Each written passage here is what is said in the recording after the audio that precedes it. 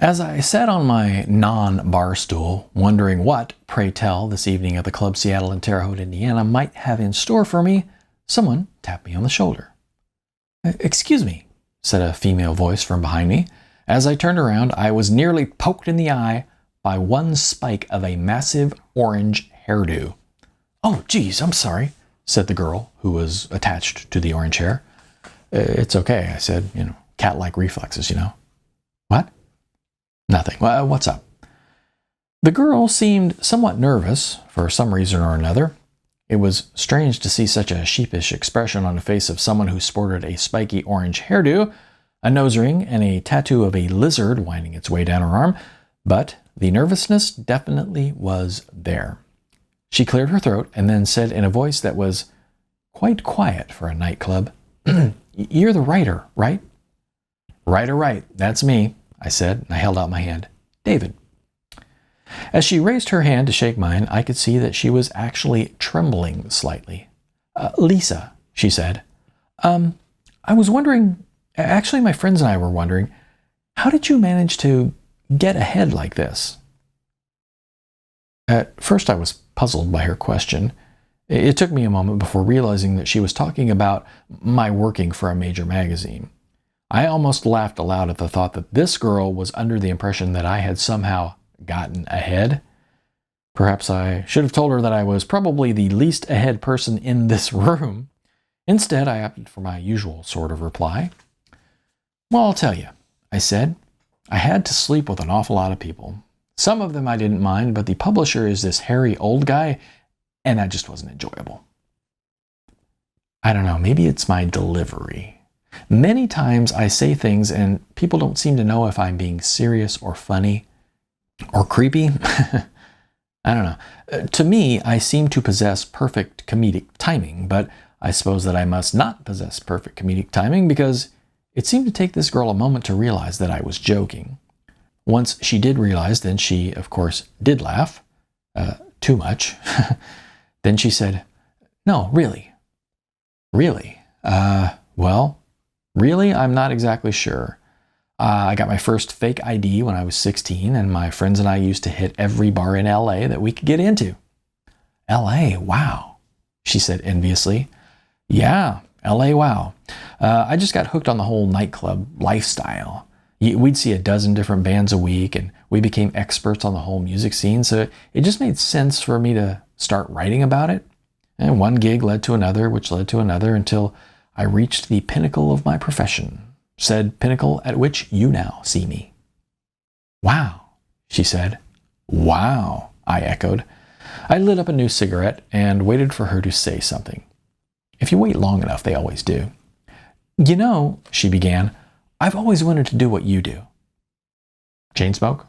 No, not that. "I've always wanted to write for a music magazine." "Can you write?" I asked. "Yeah, at least I think I can. I get A's in English. I know what a gerund is." "What's a gerund?" I asked. She laughed. Odd thing that, because when asking this question, I was actually serious. I remember that a gerund has something to do with grammar, but exactly what, I couldn't tell you.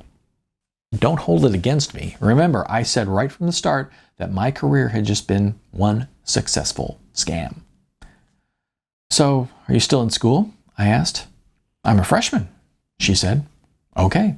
At ISU," she added. "ISU, of course," I said. What's your major there?" I'm undeclared so far," she said. "Any suggestions?" "Oh, I don't know. I've always been fond of plastics fabrications myself." "What?" "Nothing," I said. I couldn't really recommend any courses for you to study. I wouldn't want to do that. What if I suggested something, you did it, and then it turned out to be completely wrong for you? A few years from now, you might come hunting me down with a shotgun." "But what did you major in?" "I didn't major in anything. Like I said, I started this when I was a teenager. Assignments and bars just kind of bled together until I ended up here where I am now. I never had time to go to college. I was always too busy working." "Well, how can that be?" I'm a music journalist. Now, if I were a real journalist, then yes, I'm sure that the lack of education would probably make it hard for me to get anywhere, but I write for the music industry, so the entrance requirements are a bit more lax. Oh, she said. I'll tell you what, though. I'm collecting stories about Terre Haute, I said as I picked up a pen from atop the bar. Why don't you tell me a story? Then you can see how a professional writes it up.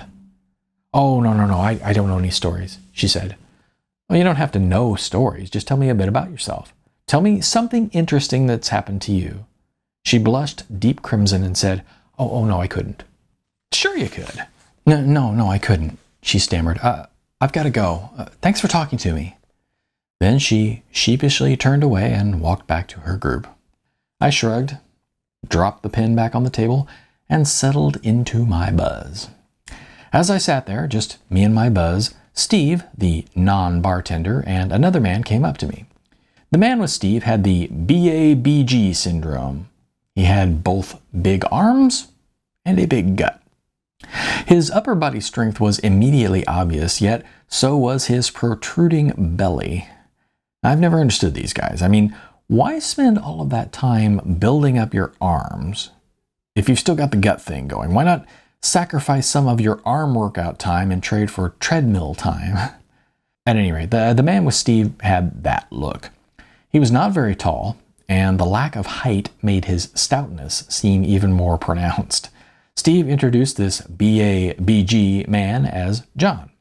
Steve then went on to tell me that John was the guitarist for his favorite band, Insomniac Trash.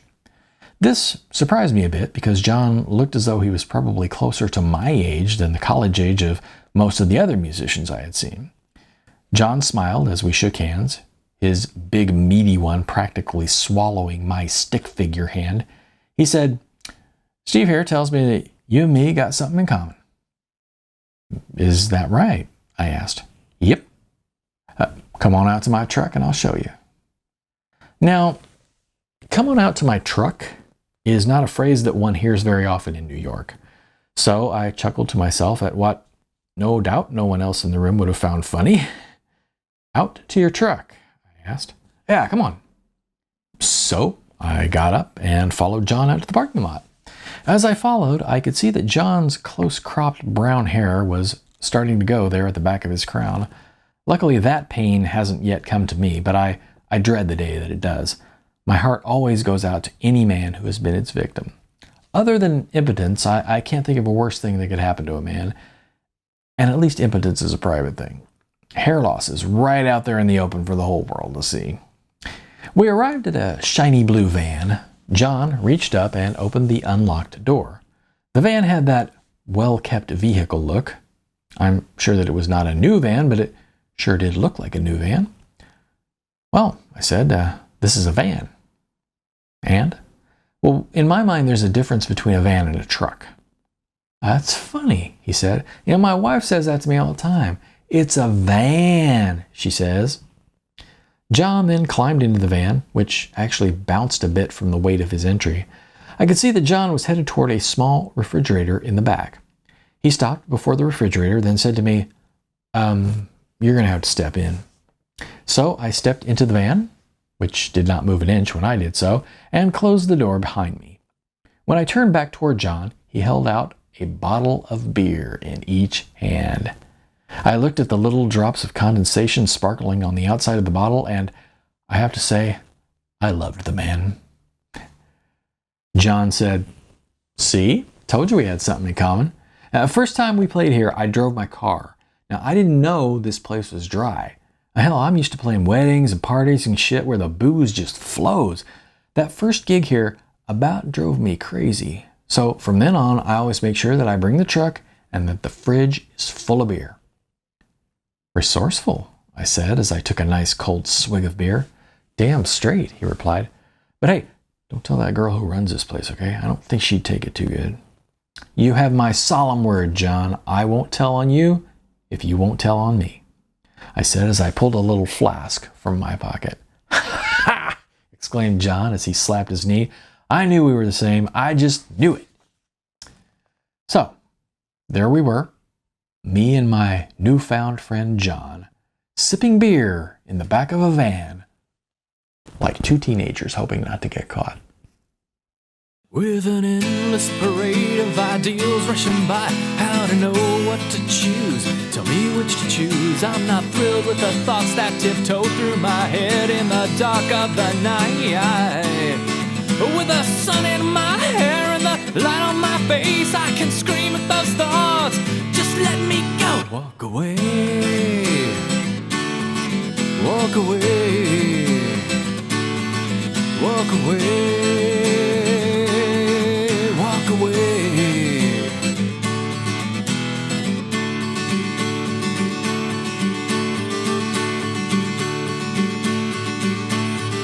Can't conceive, cannot fathom it, and I'm frightened by those who find peace, and I hate to think, to imagine it, that the world could go on without me. But with the sun in my hair and the light on my face, I can scream at those thoughts. Just let me go. Walk away.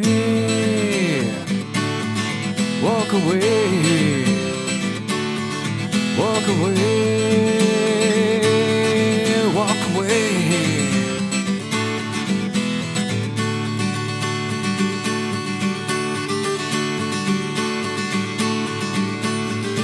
One more time, here I whine again, gripped by fear of an endless sleep.